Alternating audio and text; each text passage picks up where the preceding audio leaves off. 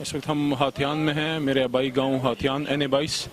تو سب سے پہلے تو تمام پاکستانیوں کو، تمام اہل وطن کو، خاص کر بیرون ملک جو پاکستانی ہیں ان سب کو عید مبارک۔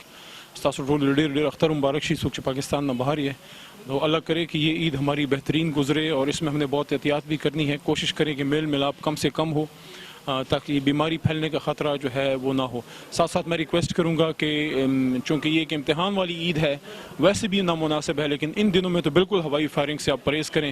جو پیسے آپ ہوائی فائرنگ پہ یوز کرتے ہیں اسے کسی بیوہ کی یتیم کے ایک وقت کا راشن ہی دے دیں، تو میں سمجھتا ہوں اس سے اللہ تعالیٰ کی بہت بڑی وہ ایک خوشی اور رضا حاصل کرنے کا باعث ہوگا۔ اور ساتھ ساتھ آج اس بات پہ بھی ہمیں خوشی ہے، آج ہم یہاں پہ تو خیر کافی سارے ڈسٹریبیوشن ہم کر چکے ہیں، لیکن کچھ ایریاز رہتے تھے تو کوٹ یونین کونسل اور ایک علاقہ ہے غازی بابا، وہ سر آج کور ہو جائے گا رمضان پیکج کا، اور کرونا کے مد میں جو ہم امداد دے رہے تھے، تو آج انشاءاللہ N22 کے 22 یونین کونسل آج کسی نہ کسی حد تک کور ہو جائیں گے۔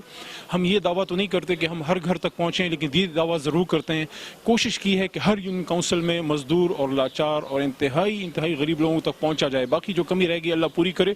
سلسلہ انشاءاللہ ہماری امداد کا اللہ تعالیٰ کی برکت سے انشاءاللہ جاری رہے گا۔ پاکستان زندہ باد۔ دوبارہ سب کو میری طرف سے عید مبارک، پورے پاکستانیوں کو بالعموم اور میرے علاقے کے N22 کے عوام کو بالخصوص جی ستاسو ټول د اختر مبارک شي جی۔ تر کې کوشش کوو چې میل ملاپ کمی وزیر اعلی خیبر پختونخوا صاحب هم دا ویلي دي، ځکه چې لا بیماری ختمه نه ده، روژه خو ختمه شو خو لا بیماری ختمه ده، نو الله دې زموږ د ټولو حفاظت وکړي۔ پیشګي اختر مبارک شي۔